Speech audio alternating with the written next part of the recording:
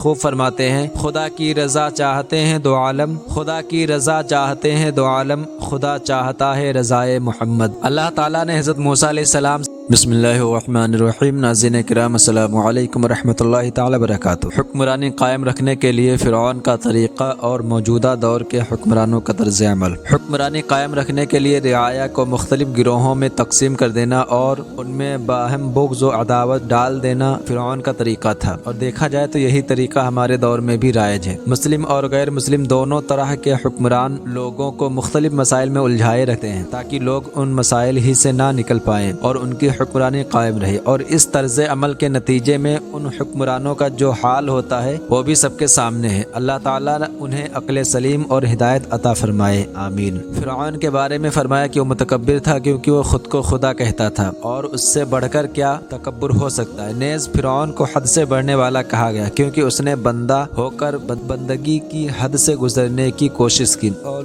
الوہیت کا مدعی ہو گیا۔ اس سے معلوم ہوا کہ حد میں رہنا اللہ تعالیٰ کی بڑی نعمت ہے۔ پانی حد سے بڑھ جائے تو طوفان بن جاتا ہے، اور آدمی حد سے بڑھ جائے تو شیطان بن جاتا ہے۔ فرعون اور اس کی قوم کو آفات و مصائب میں مبتلا کر کے خواب غفلت سے بیدار کرنے کی کوشش کی گئی کہ اللہ تعالیٰ کی طرف سے بھیجی گئی آفتوں اور مصیبتوں کی ایک حکمت یہ بھی ہے کہ ان کی وجہ سے انسان غفلت سے بیدار ہو کر اللہ تعالیٰ کا اطاعت گزار اور فرما بردار بندہ بن جائے۔ لہٰذا زلزلہ، طوفان، سیلاب یا کسی اور مصیبت کا سامنا ہو تو اس سے عبرت حاصل کرتے ہوئے غفلت کی نیند سے بیدار ہونے کی کوشش کرنی چاہیے، نہ کہ انہیں تفریح کا ذریعہ بنا لیا جائے۔ فرعون ملک بھر سے بڑے جادوگر جمع کر کے انہیں مجمع عام میں حضرت موسیٰ علیہ السلام سے مقابلے کے لیے لایا۔ یہ جادوگر اپنے تمام تر مکر و فریب اور حیلوں کے باوجود حضرت موسیٰ علیہ السلام پر غالب نہ آ سکے۔ اس سے معلوم ہوا کہ نبی کا معجزہ مغلوب نہیں ہوتا بلکہ یہ باطل پر غالب آ کر ہی رہتا ہے۔ مقابلے کی ابتدا کے وقت جادوگروں نے ادباً حضرت موسیٰ علیہ السلام کو پہل کرنے کی دعوت دی۔ اس ادب کا انہیں یہ صلہ ملا کہ مقابلے کے اختتام پر انہیں ایمان کی لازوال دولت نصیب ہوئی اور شہادت کے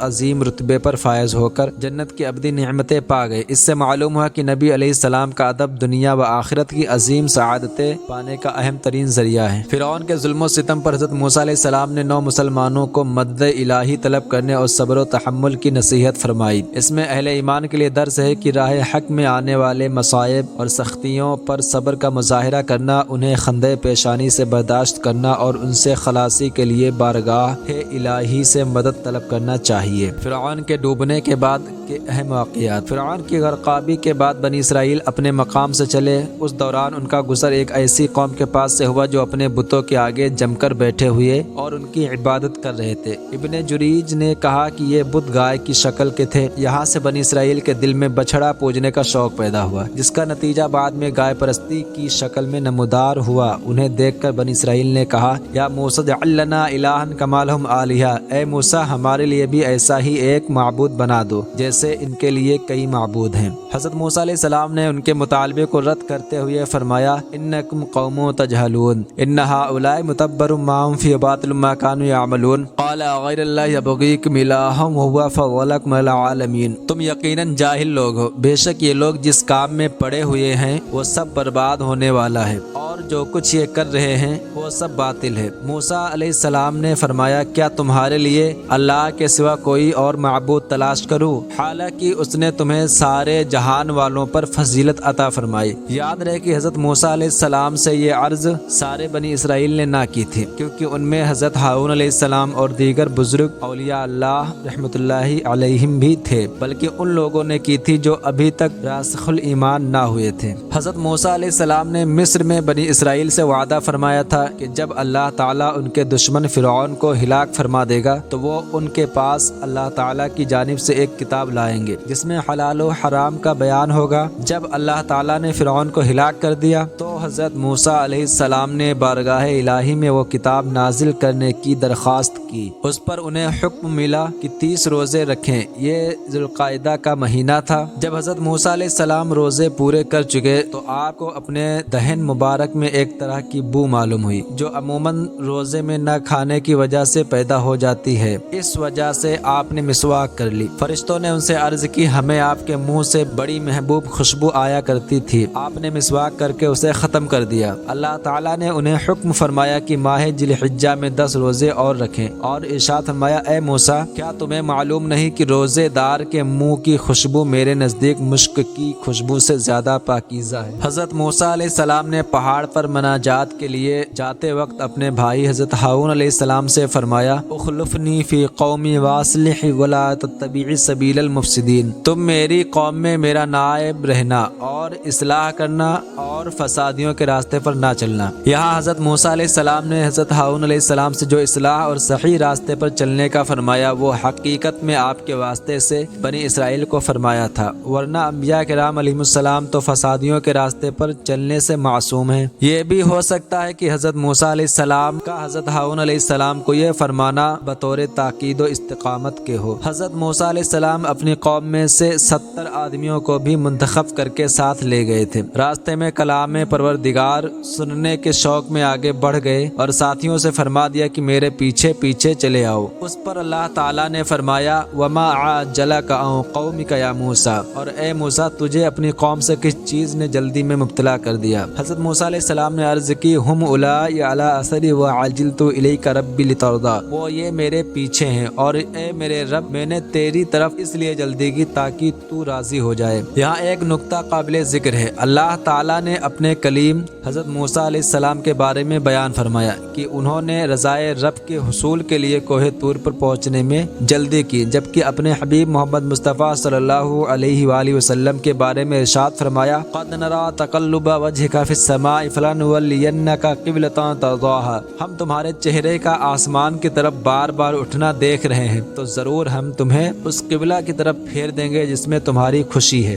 اور ارشاد فرمایا وَلَسَوْفَ يُعْطِيكَ رَبُّكَ فَتَرْضَىٰ، اور بے شک قریب ہے کہ تمہارا رب تمہیں اتنا دے گا کہ تم راضی ہو جاؤ گے۔ اعلیٰ حضرت امام احمد رضا خان رحمۃ اللہ علیہ کیا خوب فرماتے ہیں خدا کی رضا چاہتے ہیں دو عالم، خدا کی رضا چاہتے ہیں دو عالم، خدا چاہتا ہے رضائے محمد۔ اللہ تعالیٰ نے حضرت موسیٰ علیہ السلام سے کلام فرمایا، اس پر ہمارا ایمان ہے۔ کلام کی حقیقت اللہ تعالیٰ بہتر جانتا ہے۔ کتابوں میں مذکور ہے کہ حضرت موسیٰ علیہ السلام اللہ تعالیٰ سے ہم کلام ہونے کے لیے حاضر ہوئے تو آپ نے طہارت کی پاکیزہ لباس پہنا اور روزہ رکھ کر طور سینا میں حاضر ہوئے۔ اللہ تعالیٰ نے ایک بادل نازل فرمایا جس نے پہاڑ کو ہر طرف سے 4 فرسنگ یعنی 12 میل کی مقدار ڈھک لیا۔ شیاطین اور زمین کے جانور حتیٰ کے ساتھ رہنے والے فرشتے تک وہاں سے علیحدہ کر کھول دیا تو آپ نے ملائکہ کو ملاحظہ فرمایا کہ ہوا میں کھڑے ہیں۔ آپ نے عرش الہی کو صاف دیکھا، یہاں تک کہ الواح پر قلموں کی آواز سنی اور اللہ تعالیٰ نے آپ سے کلام فرمایا۔ آپ علیہ السلام نے اس کی بارگاہ میں اپنی معروضات پیش کی، اس نے اپنا کلام کریم سنا کر نوازا۔ حضرت موسیٰ علیہ السلام کو کلام ربانی کی لذت نے اس کے دیدار کا آرزو مند اور مشتاق بنا دیا، چنانچہ بارگاہ رب العزت عز و جل میں عرض کی ربی ارنی انظر الیک، اے میرے رب مجھے اپنا جلوہ دکھا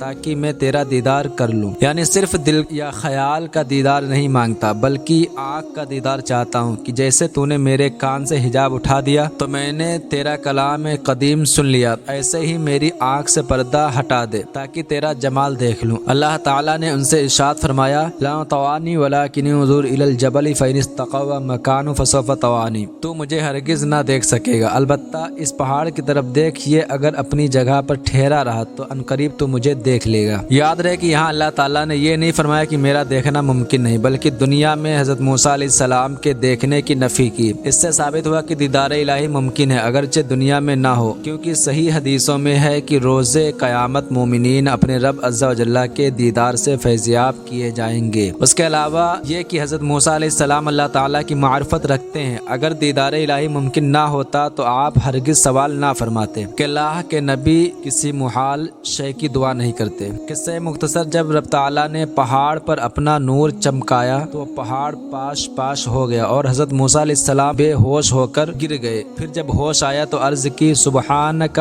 تبت الیک وانا اول المؤمنین، تو پاک ہے، میں تیری طرف رجوع لایا اور میں سب سے پہلا مسلمان ہوں۔ یہاں ایک نقطہ قابل ذکر ہے کہ حضرت موسیٰ علیہ السلام نے اللہ تعالیٰ سے اپنا دیدار کروانے کی دعا کی تو اللہ تعالیٰ نے انہیں منع فرمایا۔ پہاڑ تجلی ربانی برداشت نہ کر سکا اور پاس پاس ہو گیا، اور حضرت موسیٰ علیہ السلام بے ہوش ہو کر زمین پر تشریف لے آئے، جبکہ اپنے حبیب صلی اللہ علیہ وآلہ وسلم کے بارے میں اللہ تعالیٰ نے ارشاد فرمایا وَهُوَ بِالْأُفُقِ الْأَعْلَى ثُمَّ دَنَا فَتَدَلَّى فَكَانَ قَابَ قَوْسَيْنِ أَوْ أَدْنَىٰ فَأَوْحَىٰ إِلَىٰ عَبْدِهِ مَا أَوْحَىٰ مَا كَذَبَ الْفُؤَادُ مَا رَأَىٰ أَفَتُمَارُونَهُ عَلَىٰ مَا يَرَىٰ وَلَقَدْ رَآهُ نَزْلَةً أُخْرَىٰ عِندَ سِدْرَةِ الْمُنتَهَىٰ عِندَهَا جَنَّةُ الْمَأْوَىٰ إِذْ يَغْشَى السِّدْرَةَ مَا يَغْشَىٰ مَا زَاغَ الْبَصَرُ وَمَا طَغَىٰ۔ اس حال میں کہ وہ آسمان کے سب سے بلند کنارہ پر تھے، پھر وہ جلوہ قریب ہوا، پھر اور زیادہ قریب ہو گیا تو 2 کمانوں کے برابر بلکہ اس سے بھی کم فاصلہ رہ گیا، اور انہوں نے تو وہ جلوہ 2 بار دیکھا، سدرۃ المنتہا کے پاس، اس کے پاس جنت الماوا ہے، جب سدرہ پر چھا رہا تھا،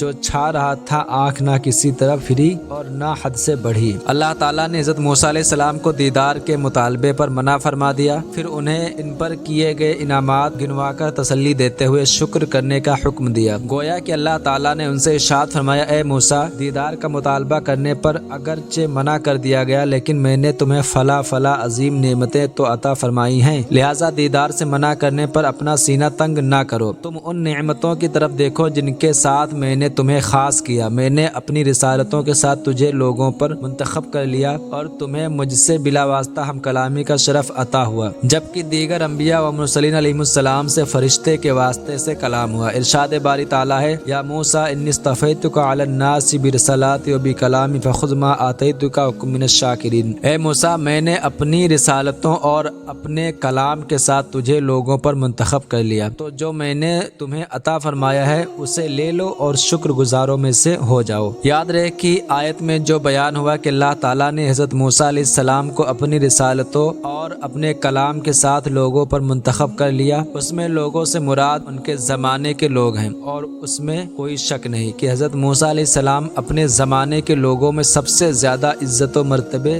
شرافت و وجاہت والے تھے، کیونکہ آپ صاحب شریعت تھے اور آپ پر اللہ تعالیٰ کی کتاب تورات بھی نازل ہوئی، لہٰذا اس سے حضرت ابراہیم علیہ السلام اور ہمارے نبی حضرت محمد صلی اللہ علیہ وسلم پر حضرت موسیٰ علیہ السلام کی فضیلت ثابت نہیں ہوتی۔ اللہ نے حضرت موسیٰ علیہ السلام کے لیے تورات تختیوں میں لکھ دی، جن تختیوں میں تورات لکھی گئی وہ زبرجد یا زمرد کی تھی اور ان کی تعداد 7 یا 10 تھی۔ نیز تورات عید الاضحیٰ کے دن حضرت موسیٰ علیہ السلام کو عطا ہوئی۔ ارشاد باری تعالیٰ ہے وَكَتَبْنَا لَهُ فِي الْأَلْوَاحِ مِن كُلِّ شَيْءٍ مَوْعِظَةً وَتَفْصِيلًا لِكُلِّ شَيْءٍ فَخُذْهَا بِقُوَّةٍ وَأْمُرْ قَوْمَكَ يَأْخُذُوا بِأَحْسَنِهَا سَأُرِيكُمْ دَارَ الْفَاسِقِينَ۔ اور ہم نے اس کے لیے تورات کی تختیوں میں ہر چیز کی نصیحت اور ہر چیز کی تفصیل لکھ دی، اور فرمایا اسے مضبوطی سے پکڑ لو اور اپنی قوم کو حکم دو کہ وہ اس کی اچھی باتیں اختیار کریں، عنقریب میں تمہیں نافرمانوں کا گھر دکھاؤں گا۔ اس آیت میں ہر چیز کی نصیحت سے مراد یہ ہے کہ حضرت موسیٰ علیہ السلام اور ان کی قوم کو اپنے دین میں